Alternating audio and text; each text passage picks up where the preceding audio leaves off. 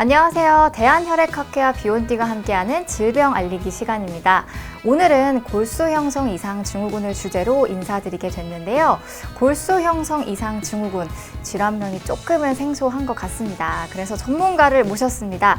세브란스 병원 혈액내과의 정준원 교수님 모셨습니다. 교수님 안녕하세요. 네, 안녕하세요. 네, 교수님 명쾌 완쾌 캠페인. 교수님 질환명을 명쾌하게 알고 완쾌하자는 참 좋은 취지의 캠페인인 것 같은데요. 캠페인의 일환으로 질환에 대한 좋은 정보를 알려주시고자 오늘 자리해 주셨는데요. 네, 맞습니다.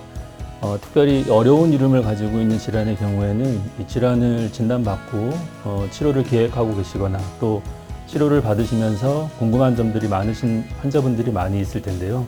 환자분들과 보호자분들에게 정확한 질환에 대한 정보를 드리고 또 치료하는 데 도움을 드리고자 대한혈액학회에서 마련한 캠페인입니다. 네, 저도 이렇게 뜻깊은 자리를 함께하게 돼서 정말 영광이고 오늘 나와주신 정준원 교수님께도 감사의 말씀을 드리도록 하겠습니다.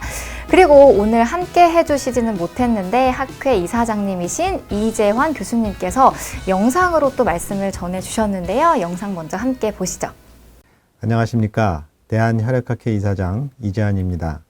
작년 대한혈액학회가 진행했던 만성골수성 백혈병 정복 캠페인에 이어 올해는 골수 형성 이상 증후군에 대한 인식을 증진시키고 환자분들께 올바른 정보를 알려드리기 위해 명쾌 완쾌 캠페인을 마련했습니다.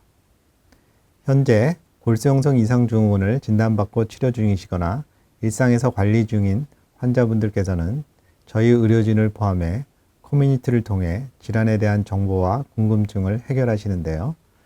저희 학회도 전문의 참여로 만든 공신력 있는 정보를 토대로 환우분들께 보다 정확한 정보를 명쾌하게 알려드리고 궁극적으로 완쾌하실 수 있도록 도움이 되고자 합니다.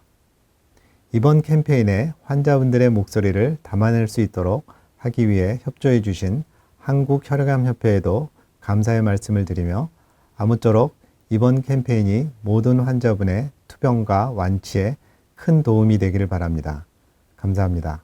네, 이사장님께서도 영상으로 전해주신 말씀 다시 한번 감사드립니다. 그럼 본격적으로 골수 형성 이상 증후군이 어떤 질환인지 먼저 살펴보도록 하겠습니다. 교수님 설명 부탁드리겠습니다. 네, 골수 형성 이상 증후군은 굉장히 어려운 질환명 때문에 환자분들이 진단을 받고도 좀 어리둥절해 하시는 그런 대표적인 질환일 것입니다. 사실 골수 형성 이상 증후군은 4개의 단어로 되어 있는데요. 골수는 모두 다 알고 계시는 것처럼 혈액이 만들어지는 장기를 말하는 것이고 형성이 이상, 즉 정상적으로 만들어지지 않는 다양한 질병들을 다 합쳐서 골수 형성 이상 증후군이라고 할 수 있습니다. 즉 피가 이상하게 만들어지는 매우 다양한 질병들을 의미합니다. 이러한 질병으로 인해서 결과적으로 정상적인 혈액이 만들어지지 못하기 때문에 우리가 혈액이 우리 몸 안에서 해야 되는 정상적인 기능을 하지 못해서 굉장히 다양한 증상들을 느끼게 됩니다. 그 혈액이 제대로 만들어지지 않아서 다양한 증상을 호소한다라고 말씀 주셨는데 좀 증상이 궁금해요. 우리 몸 안에서 혈액이 하는 역할은 크게 3가지로 나눌 수가 있습니다. 적혈구의 역할은 우리 몸의 모든 세포와 장기들에게 산소를 공급해주는 역할을 하고요. 백혈구는 외부에서 들어오는 세균이나 곰팡이균, 바이러스들과 싸워서 이겨내는 역할을 하게 되고 혈소판은 우리 몸에 여러 군데서 생길 수 있는 출혈을 예방하고 또 출혈이 되어 있을 때는 지혈을 시키는 작용을 합니다. 즉 골수 형성 이상 증후군으로 인해서 혈액이 정상적으로 만들어지지 못하면 이 3가지가 부족하거나 기능을 잃어서 여러 가지 증상이 나타나는데 가장 환자분들이 많이 체험하게 되시는 증상이 바로 빈혈입니다. 그리고 백혈구가 자기 기능을 못하게 되면 앞서 말씀드린 것처럼 우리 몸에 들어오는 여러 가지 세균들을 이겨내지 못하기 때문에 그 염증이 여러 군데서 발생할 수 있고 증상 자체는 어떤 장기에서 염증이 발생하느냐에 따라서 결정이 되는데 예를 들어 폐에서 염증이 일어나면 기침이나 가래, 장에서 염증이 일어나면 설사 같은 것들을 느낄 수 있습니다. 혈소판 감소증은 대부분 환자분들이 주로 멍이 많이 드는 그런 증상을 느끼게 되고 아주 심한 경우에는 코피가 나거나 장출혈이나 폐출혈 같은 증상이 나타날 수 있습니다. 네, 이게 장기에 따라서 증상이 다르다고 하니까 정말 신기한데요. 혹시 연령대는 좀 어떻게 되는지 유병률도 좀 같이 설명해 주시면 좋을 것 같아요. 네, 이 골수 형성 이상 증후군은 가장 대표적으로 이 연세가 많으신 분들에게 발생하는 질병입니다. 평균적으로 발병 연령이 60대에 속하게 되고 전체 환자의 85% 이상이 50대 이상에서 발병하는 질병이다 보니까 이 소아나 청소년 기에게서는 굉장히 드물게 발생을 합니다. 성별에 따라서는 남성이 여성보다 많게 되고 보통 1년에 한 1000명에서 1500명 사이에 신환이 발생을 하게 됩니다. 발생률과 더불어 이 질병을 가지고 있는 확률, 즉 유병률을 이야기를 많이 하게 되는데 질병 자체가 워낙 고령에 많이 발생을 하고 뒷부분에서 말씀드리겠지만 또 치료가 잘 안 되는 그런 아형들이 있기 때문에 유병률은 생각보다는 그렇게 길지 않습니다. 아, 그렇군요. 그러면 또 유전에 대해서도 궁금해하시는 분들이 있을 것 같아요. 그 자녀 세대에게 유전이 되는지 또 알려주시면 좋겠습니다. 네, 항상 이 어르신들이 어떤 질병을 진단받게 되면 이게 과연 자기 자녀들에게 유전되는지에 대해서 굉장히 많이 관심을 가지고 물어보시게 되는데요. 사실 이 유전성하고 유전자, 유전적 이런 표현들이 굉장히 혼용돼서 사용되기 때문에 저희가 보통 유전자에 문제가 생겨서 발생하는 질병에 대해서 설명을 드리게 되면 환자분들은 유전자에 문제가 발생을 했기 때문에 이게 내 자녀에게도 유전되는구나 이렇게 걱정을 많이 하시는데 유전성과 유전자의 문제는 좀 별개의 것입니다. 특별히 이런 골수형성 이상 증후군은 그 발생하는 유전자의 이상이 주로 연령이 많이 든 상태에서 발생을 하기 때문에 이 자녀에게 넘어가게 되는 유전성 질환이라고 보기는 어렵습니다. 그러니까 나이가 또 중요한 요소가 되니까요. 그렇군요. 그러면 좀 잘 치료를 받으면 생존 확률은 올라갈 수 있는지 궁금합니다. 많이들 이 질병을 진단받고 환자분들끼리 서로 정보를 나눌 때 굉장히 환자분들마다 치료 방법이 다른 것 때문에 또 매우 혼란스럽게 생각을 하시는데요. 그 이유가 이 똑같은 질병을 진단받더라도 이 환자분이 어떤 예후에 속하느냐에 따라서 굉장히 다양한 치료를 받게 됩니다. 따라서 그냥 이 질병 자체가 어떤 생존율을 보이느냐고 말씀드리기가 굉장히 어려운 부분이 그런 이유이고요. 크게는 이제 두 부분으로 나눌 수 있는데 한 부분이 비교적 위험이 적은 부분, 또 한쪽 구는 비교적 예후가 안 좋은 부분. 그래서 예후가 좋을 환자분들은 구태여 아주 힘든 치료를 시행을 할 필요가 없고 특별한 치료 없이도 굉장히 오래 버티실 수 있기 때문에 간단한 치료 위주로 저희가 치료를 하게 되고 예후가 나쁠 환자분들은 어차피 어떤 조치를 취하지 않으면 환자분들이 오래 못 버티시기 때문에 힘들고 어렵더라도 생존을 늘리기 위해서 굉장히 항암 치료와 같은 힘든 치료를 시행을 하게 됩니다. 이게 예후도 다양하고 치료 방법도 굉장히 다양하네요. 증상도 처음에 다양하다고 말씀 주셨는데 이거 진단하는데 좀 어려움이 있을 것 같아요. 좀 어때요? 모든 혈액 질환이 그렇지만 골수 검사를 통해서 굉장히 많은 질병들이 이제 감별이 됩니다. 골수 검사는 마치 소화가 잘 안 되시는 분들이 당연히 내시경을 받아야 되듯이 우리 혈액 질환들은 골수에 어떤 문제가 발생을 했다고 의심이 되면 반드시 시행하게 되는 검사 중에 하나인데요. 이 골수 검사가 가지고 있는 그 단어 자체의 어떤 무서움 때문에 환자분들이 굉장히 이제 이 부분들을 좀 어려워하십니다. 하지만 요즘은 이 골수 검사를 소개하는 여러 동영상들도 많고 환자분들이 미리 접하고 들어오시면 비교적 골수 검사를 또 잘 이겨내시는데요. 골수가 앞서 말씀드린 것처럼 혈액이 만들어지는 장기를 말하는데 우리가 위나 대장처럼 어떤 모양을 가지고 있는 장기가 아니라 뼈 안에 어떤 공간, 그 공간 안에 한 절반 정도 세포들이 차지하고 있으면서 피를 만들어내는데 이 공간들을 모두 다 골수라고 할 수 있습니다. 따라서 어떤 뼈에서든 골수 검사를 할 수는 있지만 비교적 아무 다른 위험한 장기가 주변에 없고 굉장히 크고 골수량도 많은 골반뼈에서 하게 되는 검사가 바로 이 골수 검사입니다. 그래서 골수 검사는 등 쪽으로 해서 골반의 뒤쪽에서 볼펜 심 정도 되는 굵기의 바늘로 뼈 안에 있는 골수를 마치 이렇게 좀 빨아내는 듯한 그런 흡입 검사가 가장 기본 검사고 그거와 함께 일부 뼈와 뼈 안에 있는 골수를 조금 떼어내는 골수 조직 검사로 이루어져 있습니다. 골수 검사와 골수 조직 검사 이렇게 말씀을 주셨는데 그럼 만약에 진단이 됐어요. 근데 아까 치료 방법이 되게 다양하다고 말씀을 주셨잖아요. 어떻게 치료를 해야 되는지 그 결정은 또 어떻게 되는지 궁금합니다.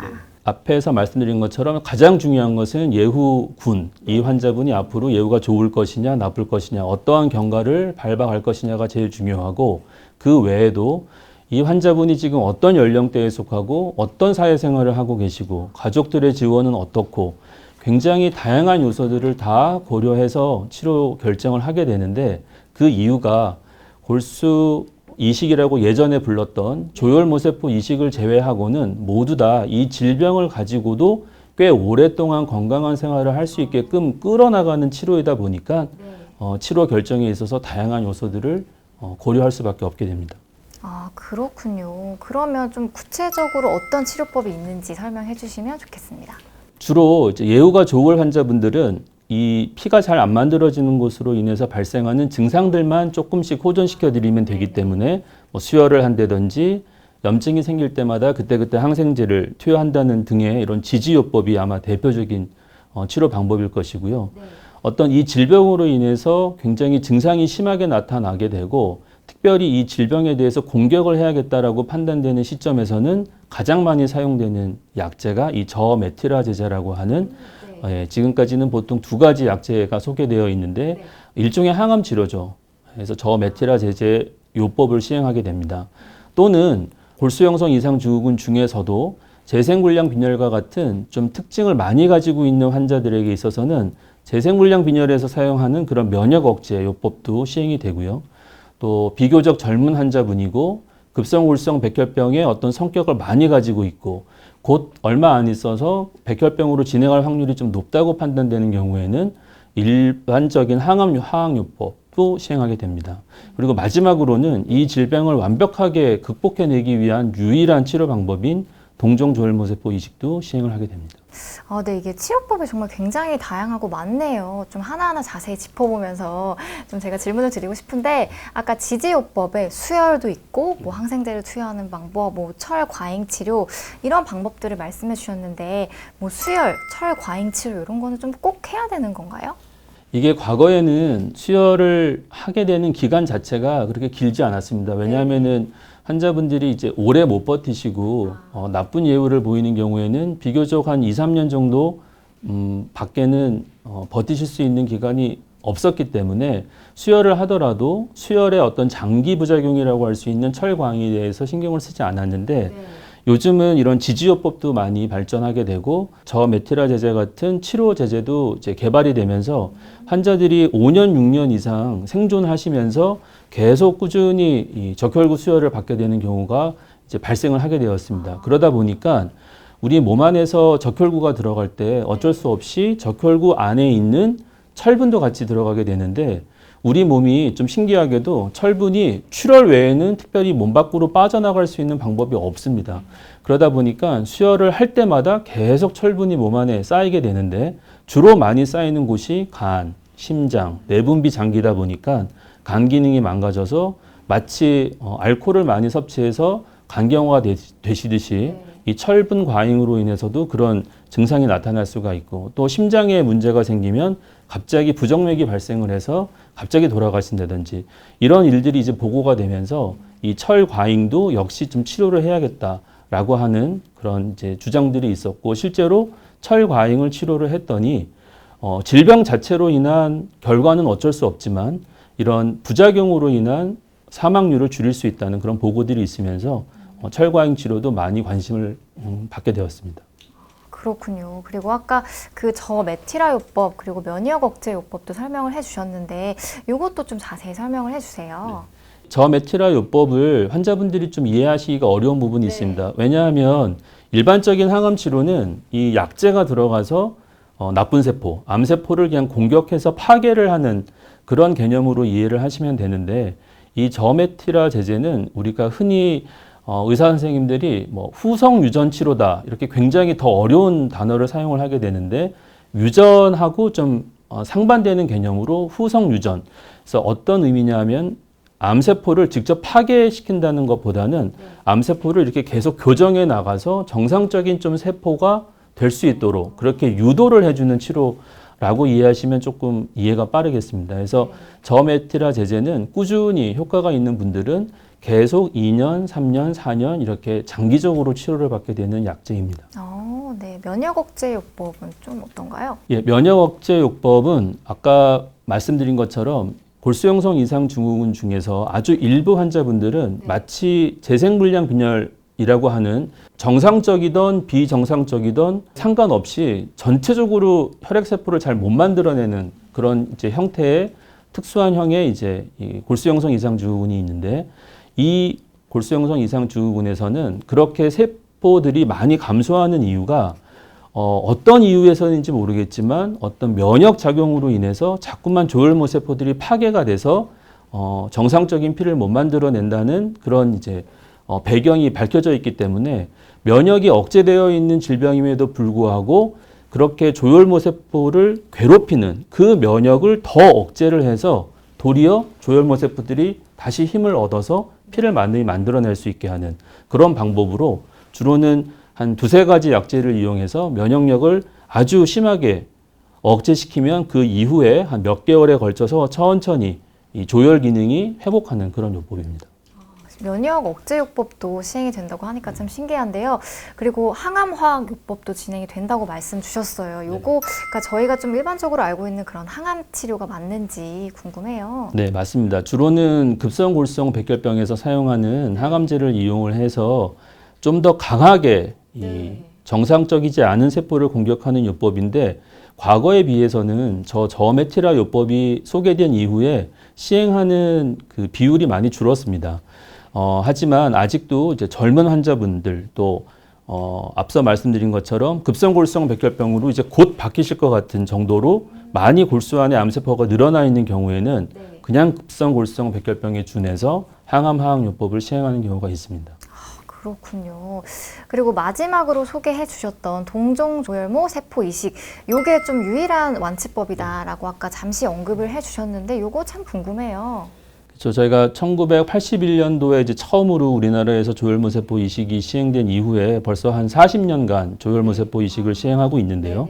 말 그대로 골수에 생긴 질병이기 때문에 이 골수에 있는 모든 본인의 조혈 기능을 다 없애고 건강한 사람의 조혈 모세포 기능을 이제 옮겨주는 그런 의미로 이거를 이제 환자분들이 많이 이해를 하십니다. 물론 틀린 말은 아닌데 그것 외에 또 한 가지 중요한 이 치료의 어떤 효과가 나타나는 이유는 이 건강하게 우리 몸 안에 들어온 다른 사람의 조혈 모세포로부터 만들어지는 여러 가지 면역 세포들이 남아있는 이 골수 형성 이상 증후군을 일으키는 나쁜 세포들을 공격을 해서 계속 더 이상 생기지 않도록 그렇게 재발을 하지 않도록 도와주는 효과가 있습니다. 그래서 일종의 면역 치료라고 할 수 있고 동종조혈모 세포 이식이 유일한 완치 치료로 지금 알려져 있습니다. 아, 그렇군요. 그러니까 지지요법부터 진짜 동종조혈모 세포 이식까지 다양한 치료법을 소개를 해 주셨는데요. 그럼 이제 조금 분위기를 바꿔서 넘어가 볼까 합니다. 이게 사실 치료법도 다양하긴 한데 개인에 따라서 중증도도 예후도 굉장히 다르고 치료 중 또는 이후에도 관리가 계속적으로 필요한 만큼 생활 속 관리법에 대해서도 많은 환우분들이 좀 궁금해 하실 것 같습니다. 그래서 조금 분위기를 바꿔서 OX 퀴즈로 생활 속 주의사항 과 예방 수칙에 대해서 한번 알아보도록 하겠습니다. 그럼 첫 번째 질문 한번 볼게요. 철분이나 비타민 제제 복용이 도움이 된다? 이게 아마 환우분들께서 조금 빈혈 증세가 있다고 하시면 철분 제제나 비타민 복용이 좀 도움이 되지 않을까라고 생각하시는 분들이 있을 것 같은데 좀 정답이 어떻게 될까요, 교수님? OX로 말씀드리자면 X나 세모 정도라고 생각을 요것은 하시면 세모인가요? 네. 이게 이제 두 가지 약제에 대해서 물어보셨기 때문에 철분에 대해서는 X라고 할 수 있고요.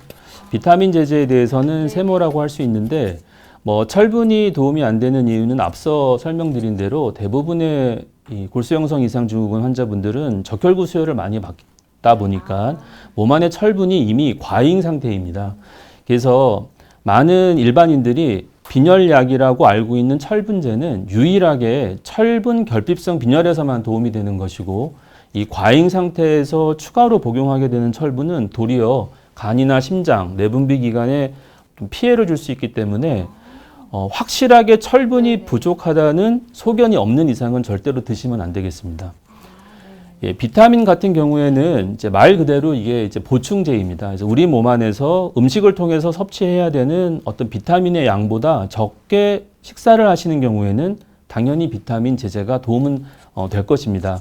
하지만 특별한 어떤 비타민이 뭐 혈액 기능에 굉장히 큰 도움을 준다거나 이제 이런 건 밝혀진 바가 없기 때문에 비타민 제제는 그냥 우리 몸 안에서 필요한 비타민을 좀 보충한다는 정도의 의미로 섭취를 하시면 되겠습니다. 비타민은 조금 도움이 될 수 있지만 철분제는 좀 함부로 자가진단을 통해서 복용하시면 안 될 것 같다는 그런 결론이 나왔습니다. 그럼 두 번째 질문으로 넘어가 보도록 할게요. 말초 혈구 수치를 올리는 음식이 있다? 그러니까 이게 적혈구, 백혈구, 혈소판 수치가 낮은 환우분들이 좀 음식을 통해서 도움을 받고 싶어 하실 것 같은데 정말 도움이 되는 음식이 있을까요? 이건 X입니다. 아예 없나요? 네. 네. 왜냐하면 이제 우리 몸 안에서 저희가 이제 뭐 어떤 음식을 먹으면 키가 그 다음날 10cm가 늘어 있다거나 이제 이렇게 조절을 할 수 있는 몸의 기능이 아니기 때문에 조혈 기능은 적혈구나 백혈구나 혈소판 모두 다 우리 몸의 상태에 따라서 자율적으로 생성량이 결정이 되는 세포입니다. 예를 들어서 우리가 감기에 걸렸다. 그러면은 이 감기 바이러스를 없애기 위해서 우리 몸은 알아서 백혈구를 올려서 공격을 하게 되고 어디 출혈이 생겼다. 그러면은 혈소판을 올려서 지혈을 시켜야지. 그래서 이렇게 자율적으로 조절이 되는 세포들이기 때문에 어떤 음식을 통해서 수치를 올릴 수 있는 것은 아닙니다. 하지만 영양이 부족해질 정도로 음식을 섭취를 못했다면 당연히 조혈 기능도 우리 몸의 장기 기능 중 하나이기 때문에 영향은 받겠지만 특별하게 어떤 음식을 통해서 특정 세포만 올릴 수 있는 음식은 없다고 생각을 하셔야겠습니다. 그렇군요. 특정한 음식은 없다라고 답변을 주셨습니다. 그럼 다음 질문으로 넘어가 보도록 할게요. 골수 형성 이상 증후군을 치료하거나 악화를 막는데 격렬한 근력 운동이 도움이 된다? 그러니까 이게 아마 좀 질환이 있으시니까 좀 근력에 도움이 되지 않을까라고 생각하실 것 같은데 어떨까요? 이것도 X라고 할 수 있겠습니다. 네. 사실 질병에 걸리면 그 전에 운동을 많이 하지 않던 환자분들도 내가 이 질병을 이겨내기 위해서 근육량을 많이 늘리고 운동을 통해 가지고 좀 좋은 성적을 얻어야지 이렇게 생각을 하시는데 전혀 틀린 말은 아닙니다. 왜냐하면은 근육량과 또 치료를 견디는 어떤 힘이나 이런 것들이 서로 비례하는 건 맞습니다. 하지만 골수형성 이상 증후군은 가장 대표적으로 빈혈이나 이 혈소판 감소가 동반될 수 있는 질환이기 때문에 우리가 마치 해발 5,000m에서 근육 운동을 하면은 굉장히 쉽게 피로해지고 근육 안에는 젖산이라고 하는 물질들이 쌓이면서 굉장히 여러 가지 몸에 불편한 증상을 느끼는 것처럼 빈혈이 있는 상태에서 근육을 움직이는 많은 운동을 하다 보면 산소가 부족한 상태에서 운동을 하는 것과 동일하기 때문에 환자분들은 많은 증상을 느낄 수 있습니다. 따라서 본인의 빈혈 수치 또 혈소판 수치를 고려해서 운동량을 정해야 되는데 주치 선생님들한테 꼭 물어보셔서 어느 정도 운동을 해야 되는지가 결정이 되는 게 중요하겠고 무리하게 내가 이걸 더 이겨내려고 운동을 하실 필요는 전혀 없겠습니다. 무리할 필요는 없다라고 말씀 주셨습니다. 컨디션에 따라서 주치의 선생님과 충분하게 상의를 하셔서 운동량을 결정하시는 것이 가장 좋겠습니다. 그럼 다음 질문으로 한번 넘어가 보도록 할게요. 이거 진짜 많이 궁금해하실 것 같은데요. 이제 예방 백신을 맞아도 되는지, 그러니까 오히려 좀 감염에 대한 위험이 있다 보니까 백신 접종을 맞으면 좋을 것 같다. 아니면 오히려 좀 취약해서 더 독이 될 수도 있지 않을까 이렇게 좀 이렇게 양반되게 생각이 나오실 것 같은데 답변 부탁드리겠습니다. 네, 이거는 O입니다. 오, 네. 오래간만에 O가. 네, 처음인 것 같은데요. 네. 이 예방 백신은 단어 그대로 우리 몸에 앞으로 들어올 수도 있는 어떤 질병을 일으키는 바이러스든 세균이든 이것을 공격할 수 있는 항체를 또는 세포 면역을 얻기 위해서 시행을 하는 것이기에 어떤 면에서는 골수형성 이상 증후군은 백혈구 수치가 낮고 면역력이 떨어질 수 있는 질병이라서 다른 일반인들에 비해서 쉽게 감염이 될 수 있습니다. 따라서 독감이나 폐렴 등 예방할 수 있는 백신은 사실 투여를 해줘야지 되는 상황이 됩니다. 특별히 요즘 코비드 19 때문에 이 예방접종을 해도 되는지 안 되는지 질문들이 많이 있으신데요. 당연히 금기증이 아니고 받으셔야 됩니다. 다만 몇 가지 주의사항이 있는데 코비드19도 마찬가지지만 호중구가 너무 많이 낮으신 분들은 좀 피하라고 되어 있고 그 다음에 대부분의 예방접종이 근육주사이기 때문에 혈소판이 너무 낮은 경우에는 근육주사를 맞게 되면 근육 내에 혈종, 피가 쉽게 지혈이 안 되기 때문에 피 덩어리가 생기는 경우가 있습니다. 그래서 이 두 가지를 제외하고는 이 예방 백신을 맞는데 크게 제한이 없고요. 그리고 저희가 백신을 투여할 때 이게 생백신이냐 사백신이냐 이런 이야기를 많이 하게 되는데 살아있는 균을 넣어주는 것과 이미 죽어있는 균이나 또는 인위적으로 만든 항원을 넣어주는 것이 있는데 독감이나 폐렴은 대표적으로 이게 사백신에 포함이 됩니다. 따라서 투여하는데 전혀 문제가 없으시고 한 가지 이제 좀 걱정하는 거는 예방접종을 해도 항체가 잘 생기지 않을까 봐 걱정을 하시는 것이지 예방 백신 자체를 맞는 것에는 문제가 없습니다. 그렇군요. 네, 처음으로 O가 나왔습니다. 그럼 다음 질문 한번 넘어가 보도록 할게요. 골수 형성 이상 증후군 환자는 여행을 자제하는 것이 좋다? 그러니까 이게 좀 무리를 하지 않는 선에서 안 하는 것이 좋은지 아니면 때때로 좀 가벼운 여행은 좋을지 궁금하실 것 같은데 어떻게 생각하시죠? 이것은 X라고 할 수 있겠습니다. X인가요? 자제를 하지 않아도 된다는 의미인데요. 이게 좀 조심스러운 부분이 있습니다. 왜냐하면 저희가 여행 자체가 위험하다기보다는 여행을 했을 때 저희들이 어떤 이제 활동들을 많이 하는지를 떠올리시면 알 수 있는데 어쩔 수 없이 외부 음식을 많이 먹게 되고 또 많은 곳을 방문하게 되다 보니까 단 한 가지 걸림돌은 이제 감염증입니다. 그래서 쉽게 감염이 될까 봐 여행을 좀 자제하라고 설명하시는 주治医 선생님들이 이제 있으신 건데요. 여행 자체가 나쁘다기보다는 여행은 어쩔 수 없이 감염이 될 수 있는 환경에 노출이 좀 된다. 이런 의미이기 때문에 그런 위생 관리, 감염 관리만 잘한다면 여행을 하는 데는 크게 지장은 없습니다. 그리고 또 하나 이제 여행 중에서 비행기를 타는 것에 대해서 조금 제한이 있는데요. 비행기는 그 비행기 안에 기압이 한 해발 3,000m 정도 되는 기압으로 유지를 하면서 비행을 하게 되거든요. 실제로는 더 훨씬 높은 상공에서 운행을 하지만 비행기 내부는 한 3,000m 정도 산 위에 계시는 거랑 비슷한데 즉 기압이 좀 낮습니다. 따라서 혈소판이 너무 낮은 환자분들은 좀 더 쉽게 출혈이 되는 경향이 있습니다. 왜냐하면은 혈관 안에서 바깥으로 미는 압력은 일정한데 바깥의 압력이 낮아지기 때문에 그래서 너무 극심한 혈소판 감소증이 있을 때는 이제 비행은 좀 피하시는 게 좋겠다고 말씀드릴 수 있습니다. 그러니까 좀 위험 요소를 최대한 이렇게 빼는 게 좋겠다라는 생각이 듭니다. 네, 이렇게 해서 오늘 교수님께서 골수 형성 이상 증후군이 어떤 질환인지, 치료법은 어떻게 되는지, 일상 속의 생활 수치까지 이렇게 OX 퀴즈로 잘 알려주셨는데요. 이해하기 쉽게 설명을 해주셔서 너무너무 유익한 시간이 됐습니다. 교수님 정말 감사드립니다. 오늘 이 내용은 많은 환우분들께도 도움이 되셨으면 하는 마음이고요. 다음 시간에는 보다 여러 교수님들을 모시고 환자와 그리고 보호자분들의 실제 질문에 대한 답변을 나눠보는 시간을 가져보겠습니다. 다음 영상도 많은 시청과 관심 부탁드리고요. 오늘은 여기서 인사드리도록 하겠습니다. 교수님 감사합니다. 네, 감사합니다.